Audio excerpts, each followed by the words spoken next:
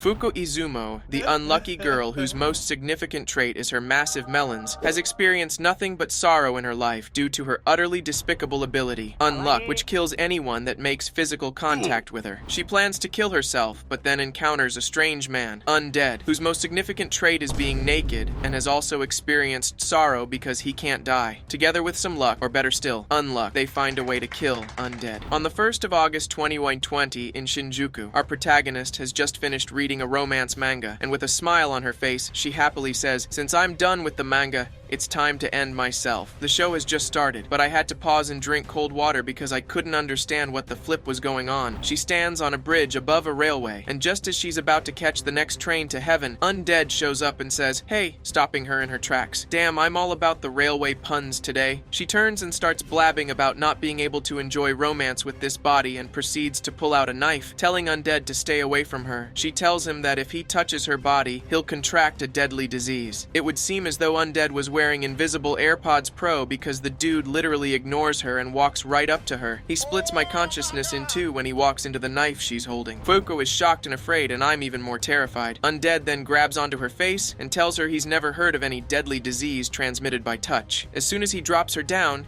he gets all excited that he's touched her face and begins to wait for the disease to manifest. Fuko's countenance changes, and she tells him her unluck is coming like clockwork. The edge of the bridge where Undead was standing splits, and he falls into the line of a moving train and dies instantly. Or that's what I think. Fuko feels horrible about this and blames the fact that she wasn't able to kill herself fast enough. Just then, Undead's head flies onto the bridge from the other side of the bridge. I sincerely don't know why these things still surprise me, considering his name is Undead. He tells Fuko he now understands what she means and then regenerates his body much like Eren Yeager from AOT. And now, the dude is completely naked. It's understandable knowing his clothes can't also regenerate. Fuko is so terrified, thinking he's a zombie, and she lands a blow on his windpipe and scrambles to safety. Undead flies towards her and grabs her, and then some officers head towards the bridge. Undead then carries her and flies away to the top of a skyscraper. On top of the building, he explains to Fuko that he can fly by regenerating his torn-off legs at high speeds and using the momentum to push himself in the air. He tries to get away again, but he grabs her by her leg and leaves her dangling over the building. He tells her to explain her unluck power, and he'll help her. She tries to threaten that he'll unleash her unluck, but he tells her he's holding onto her trousers and not making direct contact. He swings her around, and she finally agrees to talk out of fear. And just in case you forgot, Undead is still naked. After she calms down, she begins to narrate her story. She tells Undead how her parents died 10 years ago when she kissed them goodbye on their cheeks just before their flight. The plane suddenly developed an unexpected engine failure and crashed, killing both her parents and all 270 passengers. Up until this point, I knew Undead was a madman, but he grows even madder in my sight when he grabs onto her bare skin, dangling her jugs like two oranges. Just after she told him this depressing story, she begins to shout, telling him he'll trigger the unluck again, and he says he knows, he's just testing it out. Suddenly, a box of bananas falls from an airplane and smashes Undead. Fuko seizes the opportunity to run, but she slips on a banana peel and starts falling from the building. For someone who wanted to kill herself, she was sure afraid of death. Undead manages to save her and then tells her she can't die yet because she's the one who will give him the death that has been evading him. He then carries her to his hideout. A group of men, with one man speaking to someone on the phone, tells the person that they're going to abduct Fuko after confirming her ability. Back at Undead's hideout, he tries to understand more about the rules of unluck. He tells her to strip for him, and she starts running away, beating Usain Bolt's record in a heartbeat. Undead chases after her, and her jacket hooks on a piece of metal and she falls, revealing very bushy hair. She tells Undead that she's never cut her hair because no one will touch it. I don't even understand. Couldn't they wear gloves? Undead then begins to cut her hair, and at first she complains, but he tells her not to let go because it's only when they stop making contact that the unluck will strike. Suddenly, those group of men, the same ones we saw earlier, take off Undead's head. They put him in a special capsule, and this guy explains that they're not on her side. They're people who police unselected negators such as Undead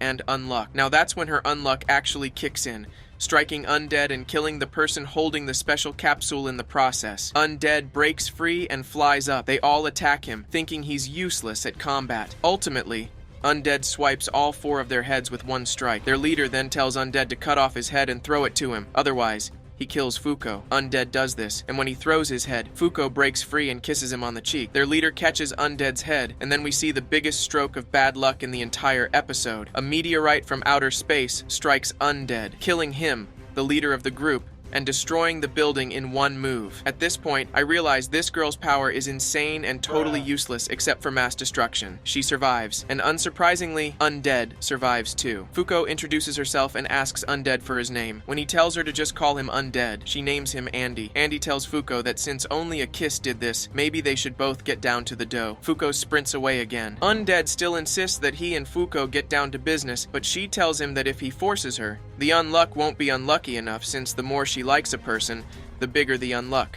And somehow, Undead believes her story. He takes her to his hideout, where he gives her a lot of heavy armor for protection because the guys that attacked them before will definitely come again. He tells her they captured him 50 years ago and he was in a lab for 10 years. This scares the daylight out of Fuko. Together, they hit the road and begin traveling on a motorcycle. Suddenly, the sky begins to crack, and Andy tells Fuko that the guys who caught him 50 years ago shot out from something like this. Suddenly, a robot-looking thing emerges from the sky and gives Andy a punch.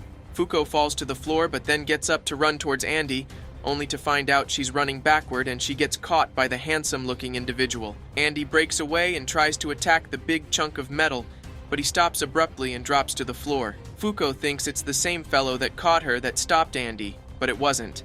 It was the big-looking guy. Okay, I haven't found a perfect name for him yet, but I'll get there. Andy says that these two guys are external targeting restrainer-type negators, and while their powers may seem similar, it's totally different. Mr. Robot paralyzes his body, while Mr. Sexy has Fuko's will. Andy realizes he can move whenever he's been hit, so he and the Heavy Machinary enter a slugfest, and not gonna lie, this robot packs a punch. His royal sexiness explains to Fuko that Andy is quite impressive, considering he can still feel every ounce of the pain.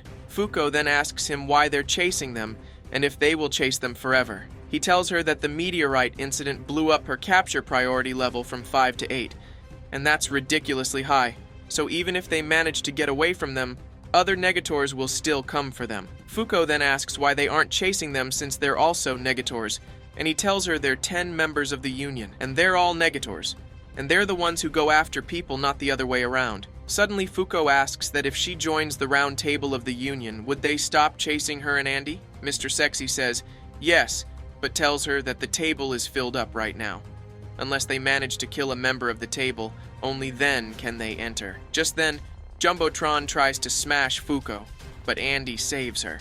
Andy then touches her face with his bare hands, and the unluck that followed was a truckload of disaster, literally. The truck smashes into Andy and the two guys, but they all escape unscathed, and Andy flies into an uncompleted building. To defeat negators, you have to find out what they're negating, and that's exactly what Andy was trying to do by flying up and down. I don't know where dynamites came from, but boy, was there a lot of dynamite in the building Andy was. They all explode at the same time, bringing the building to a pile of rubble. Andy uses this opportunity to kill Man of Steel by shooting him in the head with his finger. Just how many names have I given Robot Dude? Now there's one seat open in the Union, but Andy wants another so that he and Fuko can join together.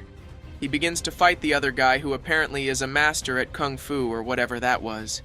Fuko shows up at the point and tosses Andy his sword, and just as he's about to strike, he freezes because that guy used his power on him. His handsomeness asks that they pick who will go and who will not, and Andy easily says Fuko should be the one to join the 10. They can take him to the lab. Fuko is displeased because if this happens, it means she wasn't able to give Andy the death he wanted, so he begs the handsome guy to turn around, saying she wants to do X-rated stuff with Andy. Okay, now I was totally into this scene, but guess what? Andy refused. Damn, why? He says he's not desperate enough to bang a chick that's desperate. The guy gets very interested in both of them and lets them go. He even gives them a tip on where they can find another member of the 10 so they can kill the person and join the Union. He tells them it's the person with a red tie and the emblem. He also tells them if they manage to do it, he'll put in a good word for them. And ultimately, he vanishes back into the crack. And with that, they begin their journey to Russia to kill another member of the 10. They head on a boat, and Fuko is petrified because the handsome guy told them many people will still attack them on the way. Andy gets pissed off and drags her, telling her to enjoy the boat ride. Just then, battle planes begin to attack them, firing too many bullets. Andy swerves easily and then pulls off an insane move when he uses his fist as a torpedo that destroys one of the planes. Not even gonna lie, this guy makes not being able to die look very cool.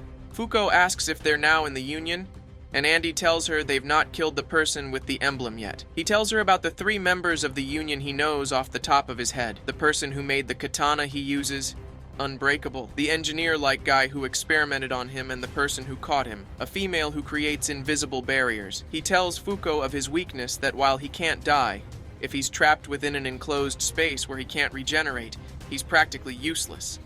Just then we see a lady that seems to be from outer space. She professes her love for Andy and proceeds to fire some missile-like object at him. I really don't understand what kind of twisted love this is. Their ship explodes, and Fuko sinks to the bottom and is crushed by a chunk of the ship. Andy saves her, and when she finally comes to, he surrenders to the guys chasing them. Fuko asks if he's really surrendering, and he tells her he's just buying time. Apparently, Andy had to give Fuko CPR, and her bra was in the way of her melons, and he also gave her mouth to mouth. Upon hearing this, Fuko's unluck activated immediately, and a kind of explosion in the ocean sent them flying, and Andy navigated to the top of one of the battle planes. He performs one insane move and slices the head of the pilot, and they take over the plane. Andy then tells Fuko that with this new information, he'll be able to make sure her unluck ability no longer poses as a fluke, but something that can be controlled. After flying for a few hours, the enemies discover that they've swiped their plane and made the plane self-destruct. They eject from the plane, and Andy performs another killer move he called the 5-point landing, where he lands on parts of his body and quickly regenerates them. This guy is awesome for real. Fuko lifts her head and sees a beautiful view. Undead introduces the view as Lake Baikal and tells her to go have some fun while he tracks down his former friends and gets them something to eat. She doesn't want to because she doesn't know anyone, and ultimately anyone she comes in contact with is going to die.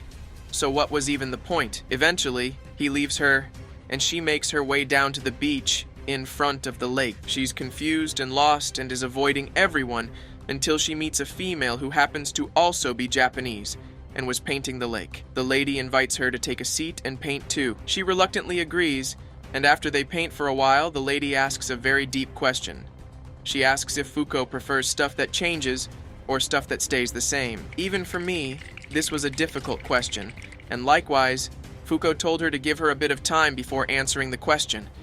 The lady tells Fuko that she prefers things that never change, and they continue painting. It's nighttime now, and the lady asks Fuko to show her what she drew.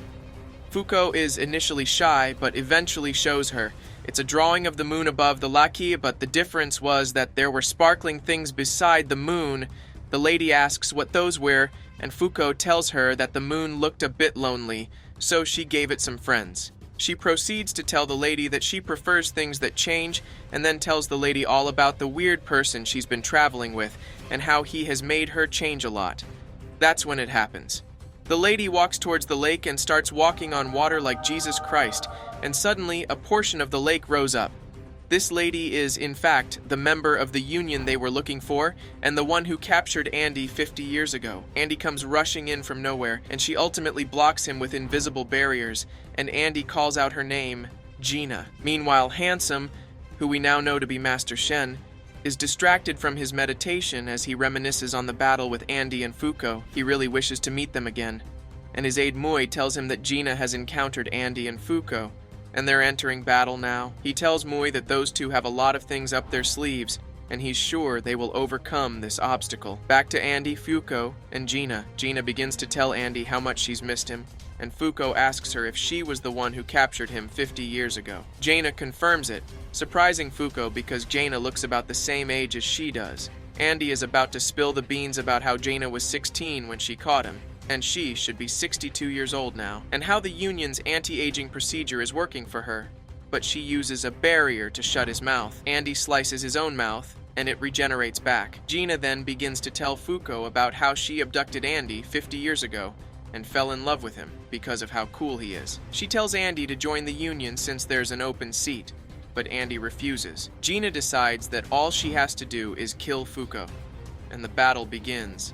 Andy throws some grenades, but they don't even lay a scratch on Gina, and then Gina begins to attack. making Andy flee with Fuko on his back. He tells Fuko that he is trying to figure out a way to beat Gina, and that's when Fuko asks about Andy's friends, and he tells her they're all dead. Not quite the turn of events I was expecting at this point. Gina takes off her massive hat, and it suddenly starts spinning. She throws it at Andy and Fuko, but Fuko raises her legs, so only Andy gets his legs cut off. Andy finally sees it, why Gina was negating, and he makes a plan.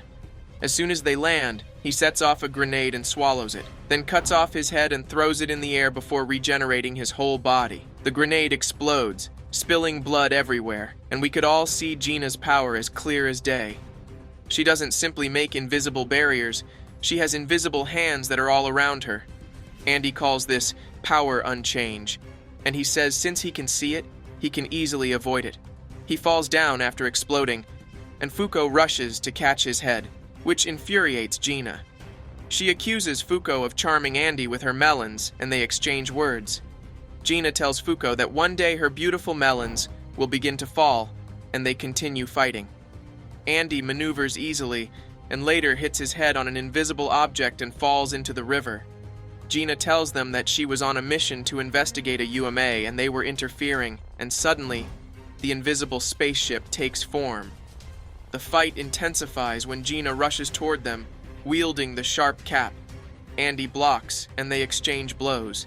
Andy backs away and splashes a trail of blood underneath her. Suddenly he notices an opening in the invisible barrier through the moonlight. There's a hole in the barrier beneath her feet, and he and Fuko work together to throw his head inside. He knows that there is no form of unluck from outside the barrier that could hurt her, so he blinds her with his blood, lifts the barrier from underneath so the hole is now up, and has Fuko throw his head into the barrier like a shot put. His head enters, and immediately Fuko's unluck hits. A light from the ship fires both Andy and Gina, obliterating them, and obviously Andy regenerates, but Gina is lying there at the point of death. Andy and Fuko have managed to defeat Gina and now have secured the second opening on the Union's round table. Before Gina dies, she and Andy kiss one last time. Trust me, this was the most toxic of toxic relationships, so there you have it with all the negators so far. Undeed, unluck, unavoidable, unbreakable, unchange. And there's me, unbothered about how my life is falling apart. Fuko cries her eyes out after witnessing the death of Gina for someone that wanted to kill them.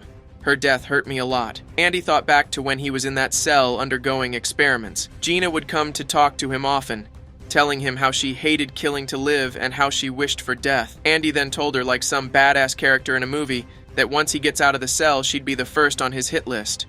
Of course, he was just kidding. But Gina took his word for it and started to look forward to that day. And now looking back, he realized that too. He told Fuko that her unluck helped save Gina, and he thanked her. Fuko asked if there was a way to change the Union. She asked Andy to help her out as a favor. Andy agreed without hesitation, saying the sooner he could get it done, the sooner he could get in her pants. This guy. Okay, maybe not those exact words, but we all know he was thinking it. They raised their glasses to give cheers to the dead, but it was interrupted by one of the Union's lackeys, who burst through the roof and grabbed them and threw them into the Union's underground base. Andy, while falling, bit off his 4 fingers on both hands and launched them like missiles towards the Union members. What sort of welcome is this? The members took care of the finger missiles with ease, giving Andy and Fuko time to land in their chairs. We're then introduced to the Union members, Juiz, Shen, Billy, Phil, Tatiana, Ishin, Top, Nico, and let's not forget, Fuko and Andy. I know she's a robot, but I wonder if Tatiana likes to bust it down sometimes. What? Suddenly a hand came flying out of nowhere and punched Andy in the face. It was Tatiana. She was still upset that Andy killed Gina. That's a relief. For a second there, I thought the punch was coming at me for what I said. After the bickering ended, Juiz summoned Apocalypse, the first ever artifact found on Earth. Apocalypse's job was to give them quests, and if they were successful, he would give them amazing rewards, and for every failure, they got stuck with penalties. Doesn't this sound exactly like God? While Apocalypse gave the details of the 6 available quests, Fuko was terrified and curious about what Apocalypse was, but Andy told her to just pay attention and save the questions for later. Juiz asked Nico to analyze the quests and see which ones they could handle right now. Nico then stuck a wire into his head and began the process. Okay, so far, Nico's powers are the most disturbing. After Nico was done, he said they could only handle the first 3 quests out of the 6 that Apocalypse had given. And thanks to investigators, they had intel on how to counter any interferences that might occur. He advised that the first quest should take priority because it would give them an additional member. And he also said that since they had little data on the sixth quest, they had better abandon it to avoid losing any more members. Juiz agreed and began dividing them into groups to take on the quests. At this point, Fuko questioned why they had to even do the quests if people like Gina were just going to get hurt. Even Gina said that all her efforts were futile in the end, and she just continued to suffer. She mentioned that one of the quests even involved capturing another negator, and that they were just going to treat them badly, like they did her and Andy, before she could continue nagging on just like my very stupid ex always did.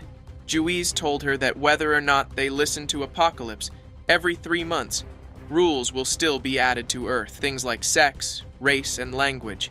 It had already been done 98 times, and so that is why they intervene. By capturing and utilizing those with power and gaining rewards, they will grow in strength until the Creator, the God residing on the other side of the book, is executed by them. Juiz stated that only those seated at the table can accept quests, and that they needed to keep a stock of substitutes in case one of the members died. Juiz also told Fuko that she ordered her execution because of the threat she posed, and she apologized. Fuko was still not satisfied, so Juiz told her that if she wanted to change things, then she just had to become the #1 in the organization by achieving the most results in the Union. All this talk seemed to bore Andy, so he walked up to Apocalypse and started to wrestle it, basically. At this point, if Undead isn't your favorite character, you deserve to be flogged 25 strokes of cane. He asked it which quest was the hardest. Apocalypse said it was the 6th quest, Spoil. Andy grinned and then chose himself, Fuko, and Shen as the participants of the quest. Apocalypse agreed before Shen could think of disagreeing, and so the quest began. It's August 21st, and Fuko was getting ready with Shin's subordinate Mui. Mui was helping Fuko knot her tie over those massive melons. Lucky girl, just copping a feel for free. They introduced themselves and talked for a bit, with Mui telling her that she was now an official member of the Round Table. As they were talking, Fuko realized from the way Mui spoke that she actually wanted to go on quests with Shen, her master, but she couldn't because she wasn't a negator, so she couldn't possess an emblem. Fuko just straight up told her that she was a useless dummy who couldn't do anything helpful. As Fuko stepped out of the dressing room to wait for the others, Andy came running out of the blue and bumped into Fuko. The next thing we see is Andy naked on the floor with his junk out for all to see. Apparently, bumping into Fuko made lava come out from the wall and splash on him. Okay, I know unluck isn't exactly logical, but where the hell did the lava come from? Andy was perfectly okay with going on the quest naked. With a body like his, I'm not even surprised. Shen tried to explain all the perks of having the suit on and how useful it would be on quests. But most importantly, the emblem was necessary to participate in quests. Andy was just ignoring Shen. He wanted to use the opportunity now that there weren't hunters on their trail to go on a date in the clouds with Fuko. While Andy was making arrangements for a possible smash fest in the clouds, the alarm rang signaling the escape of prisoner 1129. Turns out the prisoner has the ability to latch onto people, turn into their favorite garments, and take control of their body, which was perfect timing because after the prisoner got head-butted out of one of the staff and then knocked out of the body of Mui, he finally latched on to Andy. The cloth, UMA, immediately started cussing out Andy, saying that his favorite garment is one that regenerates when ripped and rushes over when called. Talk about wishful thinking. What were the odds Andy would get that exact thing? Their conversation was cut short with a burst of electricity coming through the floor and hitting Andy. The bad luck from when she touched the cloth UMA earlier had just kicked in. Unsurprisingly, Andy was fine, and he was even looking sexier in his new suit. Fuko nicknamed the cloth Yume as Clothy. Girl has the weirdest names for things. Andy was then announced to have been promoted to Seat 9 since he had captured the UMA. Now that they were all dressed up, they were ready to take on the quest. We see Fuko sticking her head out of the window like some carefree dog. She and Andy had arrived at Nevada, USA, the place where the quest would be carried out. Andy suggested they ditch the quest and head down to Vegas for a wild time. Fuko obviously said no because they had a job to do. Fuko then, reading out the details of the quest, it stated where the virus started from and its first victim. Its place of origin was a rural area in the western United States called Longing. Just then, Shen swung down from the roof of the car and hung onto the roof with the bottom of his feet. Now that's some sweet ninja shit right there. Fuko screamed and asked Shen why he was on the roof. Apparently, Andy actually left him behind. Fuko asked him to quickly get in. Once in, you could see the anger in Andy's face. Dude wanted to be alone with his girl, and now there's a third wheel. Shen proceeded to talk about the case, and as he did, Fuko slowly realized that they could possibly be dealing with more than one enemy, the UMA Spoil and its legion of zombies. But for some reason, Fuko heard Spoil as sponge. I think that Binny has been on her head for too long. Fuko became scared and wondered if they had any chance against the UMA. Shen told her that their investigators had built a barricade and scouted the place already, and he had the audio footage. When he played it, all they could get from it was that the zombies were terrifying. Yeah, like they didn't know that already. It turns out none of the investigators survived. Fuko was more terrified after hearing their screams as they begged for life. Night came, and they stopped to rest for a while, but Fuko couldn't sleep. Just then, Shen came up to her and said that he and Andy would take care of Spoil the UMA, so she needn't worry. Fuko was actually thinking of how to help. She remembered the reward for completing the quest is the location of the negator Unrepair. She felt this Unrepair person could maybe give her a clue to finally giving Andy the death he wanted. August 24th. They got to the walls of the town. Shen advised to proceed with caution, but all that talk just went out the other side of Andy's ear, because he went ahead and fired a freaking RPG at the barricade and let out the zombies. My god, who is this guy? Before Shen and Fuko could lose all their marbles, Andy insisted that since the zombies couldn't be reverted to their original state, then he should just kill all of them. Andy then went ahead and plowed through the crowd of zombies like how I go through my life savings at a casino. Once they were through the barricade, Andy broke through the windscreen and announced to the people there that he intended to kill every last one of them, but if any of them had info on the piece of shit that made them into zombies, then they better duck. Without wasting any time, Andy started going off using his special move, Crimson Waxing Moon. Once the bloodbath was over, he found one of the zombies that was still sane. He brought her back to the others and said that once she leads him to Spoil, it'll be over. Shen was still skeptical about the whole thing and told Andy that UMAs and negators work completely differently, and since they were the rules themselves, it was common for them to ensnare people without any rhyme or reason.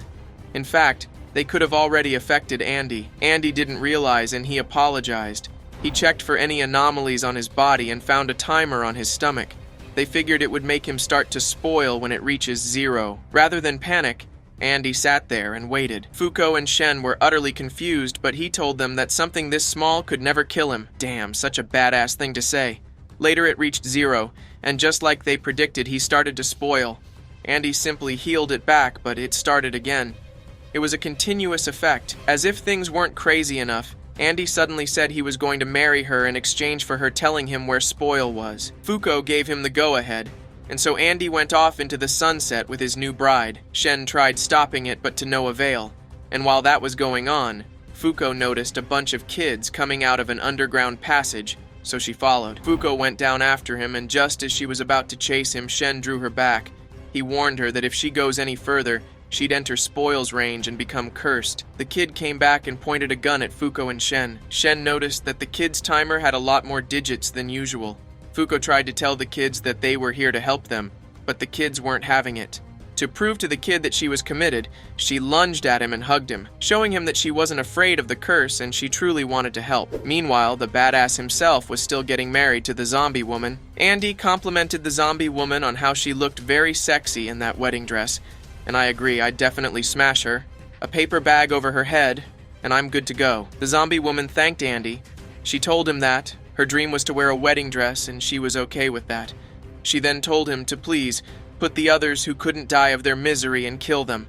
She pointed to the statue in front of the church and asked him to kill it. Now, Andy ain't no simp, but he couldn't refuse a request from his bride. So he pulled out another special move, Crimson Cross, and slashed it. Turns out it was actually the Spoil UMA after all. It transformed and broke down the whole church building with it. The zombies helped Andy out of the rubble, and Andy began pummeling Spoil with his parts bullet, hammer, special move. He did this and began calling on the remaining zombies. He rallied them to attack Spoil, saying this was their chance to kick the crap out of the piece of shit, that turned them to zombies. Of course, they didn't hesitate, and a horde of zombies ran towards the sound of Andy and the bell he was hitting. Fuko and Shen are still underground with the kids. Fuko asks for the name of the boy that held the gun. His name was Ken. Fuko asks Ken to tell her what happened. Ken takes them back to a week ago on August 17th, when Spoil first appeared as a small floating ball. Ken was with his friends and teacher when he spotted Spoil. Spoil immediately started to rot away as much as he could. Ken's teacher took the initiative and hid them underground. The kids were scared and asked her to stay with them, but she told them with a brave face that until she finds a hunky man to take her down the aisle, she wasn't going to die. She passed on that will to the kids and told them that as long as they had a dream, they would never spoil away. The memory was still so fresh and scary that even as he recalled it, he screamed out for his teacher like it was happening in his front all over again. Suddenly, one of Ken's friends started to cry. It was Mii. Her timer was about to run out. Ken rushed over and tried to cheer her up by reminding her of her dream to open up a sunflower shop. Mii slowly cheered up, and then something strange happened. Her timer skyrocketed back to 20,000 seconds. Turns out all you had to do to increase the timer was remember your most desired dream. Somehow, Ken figured it out and had been keeping them alive for this long. Big Brother, for real. Just then, Shen heard some rumbling up top. Andy was locked in battle with Spoil, pulling out all his special moves, all while carrying his zombie bride. It was pretty intense battle. Andy was dodging Spoil's attacks a lot while staying on the offensive. Just then, Andy noticed Fuko and Shen coming out of the tunnel and threw his zombie bride over for them to keep her safe. Ken saw the zombie bride and recognized her immediately. She was their teacher who kept them safe when Spoil showed up. The kids gathered round her, and it was such a heartwarming yet bittersweet moment. A zombie walked by at that moment and touched Fuko. Then something interesting happened. When the unluck kicked in against the zombie, it affected Spoil as well. Andy then had an idea.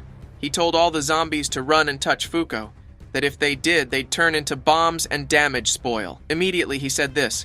The zombie bride hugged Fuko. Fuko hesitated, but eventually removed her gloves and began touching the zombies. If I was a zombie, I would probably touch her melon. Spoil started getting hit with so much bad luck. It reminded me of when I first tried to ask out a girl. While the chaos ensued, Shen hid the kids underground. When he rejoined Andy and Fuko, he told Andy that he needed to hurry up since he and Fuko were also cursed. Spoil then did a massive AoE attack and sucked up all the zombies. Andy flew the others to safety. Spoil, after inhaling the zombies, then transformed into what looked like a titan from AOT, but with the Statue of Liberty crown and wings. It only gets worse from here because, since its transformation had entered its second phase, all the restrictions it had before were lifted. It could now spoil anything including living matter at will. Andy, realizing this, decided to end things quickly, so he flew up to attack Spoil. But something strange started to happen. Andy started to rot as he got closer. It turns out that another one of the effects of his second phase was that he could rot anything that even came close to him. Spoil punched Andy out of the air while he was still processing his thoughts. Spoil then flew down and began to pummel him. Spoil noticed that Andy was a negator of death and gave up on punching him, saying that with how potent his powers are now, even his regeneration couldn't keep up. He then turned his attention to Fuko and Shen. Spoil then went on a rant about how his birth brought about a new circle in life, and that Shen and Fuko should be happy they get to indulge in it while still alive. Sheesh, dude's so full of himself. While Spoil was spewing rubbish talk from his mouth, Shen noticed something and stepped away from the battlefield, telling Andy that he would be back soon. Spoil didn't pay much attention to it, and he went back to talking about his oh-so-wonderful birth into this world. Okay, we get it, you were born special, rest already. Spoil questioned why humans rejected and opposed him. Fuko swiftly answered and said, "Because we have dreams." Fuko then went off on her own rant about how humans will always fight for their dreams. She told Spoil that even if her body began to rot away because of his powers, her heart would remain so long as she has a dream. Her dream was to live a long life to the fullest as a normal girl. As soon as she said this, her timer glitched and increased drastically. Shen then jumped from behind her and whacked Spoil in the head with this long staff, spoiling Spoil's brain. Shen then stated that his own dream was to become the greatest in all of creation. Of course, his timer drastically increased as well. Andy tries to warn Shen not to get too close, but Shen had already figured out Spoil's range of attack. Unless you were around his body, Spoil couldn't affect you with his powers. Realizing this, He ran to get the Nyoi Kinko staff. Now that's a mouthful to say. The staff could extend as long as the user wanted it and still shrink back to normal afterwards. I wish my staff could do that too. I'd pull a lot more girls for sure. Shen's ability activates when his target is in his field of vision. He makes them do the opposite of whatever they were trying to do. With his powers and the staff in hand, Shen went back to beating the shit out of Spoil, leaving Spoil confused as hell while he got his ass handed back to him on a silver plate. Andy asked Shen how they were going to capture Spoil. Shen pointed out that Spoil had a core that could be plucked out, but they needed to stop its ability first. Spoil required moisture in the air and bacteria to activate his ability. Andy thought of using some bad luck to create some more explosions and reduce the moisture, so he pinched the sides of Fuko's belly to get some unluck. Personally, I'd have gone straight for the huge melons instead. Andy walks up to hit Spoil with the bad luck, but the ground swallows him up before he gets close. Seeing his chance, Spoil creates a field of dust to block Shen's vision and abilities. In the midst of the ruckus, Fuko gets a brain blast. She tells Shen that if he could get Andy and Spoil into space, Spoil would lose his advantage since there was no moisture there. Shen got a devious smile on his face and he seemed way too excited about this plan. He grinned and told Andy to pull out his trump card. Well, now I'm excited too. Andy always has the sickest special moves. Andy agreed, but he added some stipulations. Shen contacted the adorable Mui and asked her to send the coordinates of Spoil. Once he got it, Andy spoke some Chinese phrase and the staff extended to space. Being in space didn't faze Spoil. He figured he could just use his laser beam to attack Andy, which he did. But Andy regenerated almost immediately and also got an entirely new look. Spoil tried to attack, but before I could blink, Andy shot 2 fingers and they grew new bodies from themselves. This guy is amazing. Then those 2 new bodies chopped up Spoil like he was some prime beef and captured his core. This was the same Spoil that they couldn't even come close to a few minutes ago. Who the hell is this new badass version of Andy? And why do I suddenly want my sister to have all his babies? Andy then chopped his arm off and sent it flying down to Earth with Spoil's core in his hand. Back on Earth, Shen was sending the kids off to safety. Once the kids were out of range, Andy's chopped off arm came hurling down, and as it landed, it grew a whole new body. Now he was shirtless, and my god, his body was sexy. Mui beamed up Spoil's core, and Shen told Fuko to stand back. Shen was unsure of how to approach this new version of Andy. He looked like a different person entirely. He walked up to Fuko and asked Shen to step aside. Shen greeted him and called him a different name, God of Victory. Victor didn't mince words and kicked Shen. Shen raised his arm to block, but it broke on impact.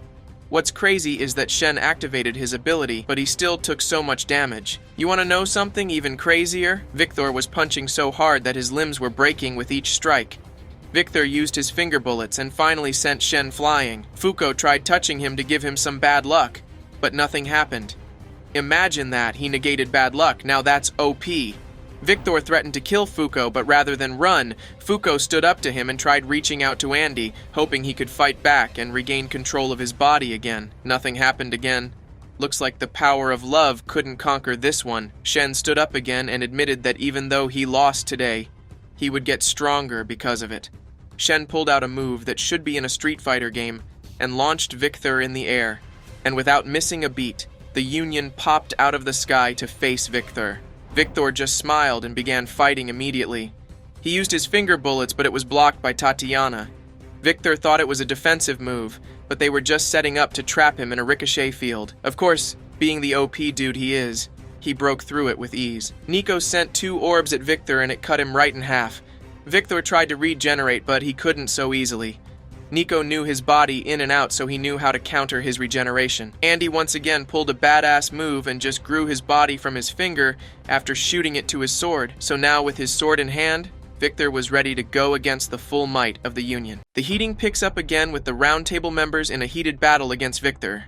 Juiz orders Top to get Shen and Fuko to safety. Victor tries to intercept by pushing the huge staff to fall on them, but Shen says the phrase to make it shrink, and they make it away safely.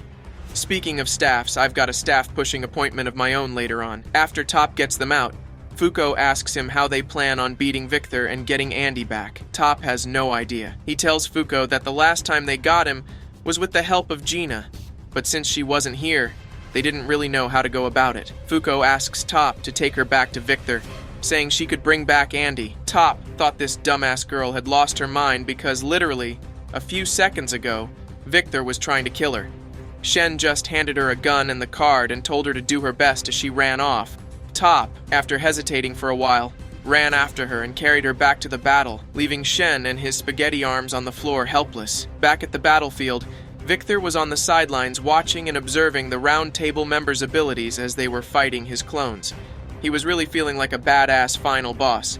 Just then, Top came through with Fuko in hand and was shocked to see the numerous clones on the battlefield. But this didn't faze Fuko for long because, just like a sixth sense of some sort, she quickly spotted the real Victor and told Top to throw her towards him. Top, such a weird name, he probably gets a lot of it on the side. Anyways, Top threw her as planned, and this girl flew at Victor with her huge melons out and covered him with her shirt. Victor just stood there unfazed, like he didn't even know what to do with her. Can't say I blame him, though. If I had those huge melons press it against me too, I would lose all reasoning for a couple of minutes. Fuko's plan was to hang on to him for as long as possible, with the hopes that a big stroke of unluck would hit him afterward. Juiz, after hearing this, decided to go along with the plan, but she made an adjustment to it. She told Fuko to try and bring out Andy for even a second so that she could impart the stroke of unluck in that moment. Victor obviously wasn't having any of that, so he spawned some more clones to kill Fuko. But Top and the rest of the Union stopped the clones swiftly. Victor was furious. He felt disappointed seeing them needlessly protect Fuko when he could just go out and get a stronger negator. Juiz ignored his rants and ordered everyone to protect Fuko and keep all of Victor's clones busy. Fuko tried to think of a way to bring Andy back. She racked her head but couldn't come up with anything. I'd have personally preferred she rack that huge rack of hers, though, but now's not the time. Fuko then did something crazy. She used the gun to blast a hole in Victor's head and then stuck her finger in it. A new kink, maybe? Immediately after she stuck her finger in, she began calling out to Andy to gain control and come back to her. It seems that did the trick because Andy came back in control for a few seconds, and without wasting any time, he passionately kissed Fuko. Fuko went bright red and zoomed off before Andy could try anything else. She shouted at the others to quickly get away before the unluck struck. At that moment, Victor took over again and wanted to restart attacking, but Shen restrained him, while a huge meteor shower rained down on him. The shower decimated the town, and just as everyone was getting their bearing back, Fuko ran towards Andy's body and shoved the card right back into his head. Fast forward to August 31st, Fuko woke up in the hospital with Andy right beside her. Fuko turned and unleashed her special pillow attack move on Andy. She burst into tears. She was so scared that she would lose Andy and become all alone again. Andy patted her head and apologized for scaring her. He told her that while he was swallowed up by Victor, her voice was what helped him get back control. He thanked her for all she did. He also told her that the kids she saved in that town were doing fine. They would be taken care of by the Union till they were 18. Shortly after their reunion in the Union, they returned to the round table where all the other members were. Once they were all seated, Juiz told Apocalypse to proceed with the results of the quests. Somewhere in a deserted shed, there were two men seated. They were both negators. One of them was unseen, a negator who, when he closes his eyes, turns everything he recognizes as his property invisible. This ability could have come in handy a lot back in high school. He was restrained in a chair with what looked like a cut in his stomach. In front of him, the second negator. Much of his ability is unknown yet, but he mentions making the cut in unseen and how it wouldn't heal until he died. Looks like this guy took open up to me a bit too literally. Meanwhile, inside the Union, the members were gathered at the round table to hear the results of the quests. They were mostly successful, and they even got some nice rewards like the addition of a new seat, a new artifact location, and a very weird one, the unification of all languages. Not sure why that was necessary, but okay. And then we have the reward they were looking forward to the most, the location of the negator, Unrepair. Fuko was happy, but it was short-lived. The one quest they couldn't complete gave them a penalty, the addition of a new UMA, Galaxy. The UMA quickly floated to the surface. The Union members followed behind. Here we get to see a little bit of world building because from the looks of it, the Earth and the Moon existed before the known universe. I already know conspiracy theorists are going to have a field day when they see this.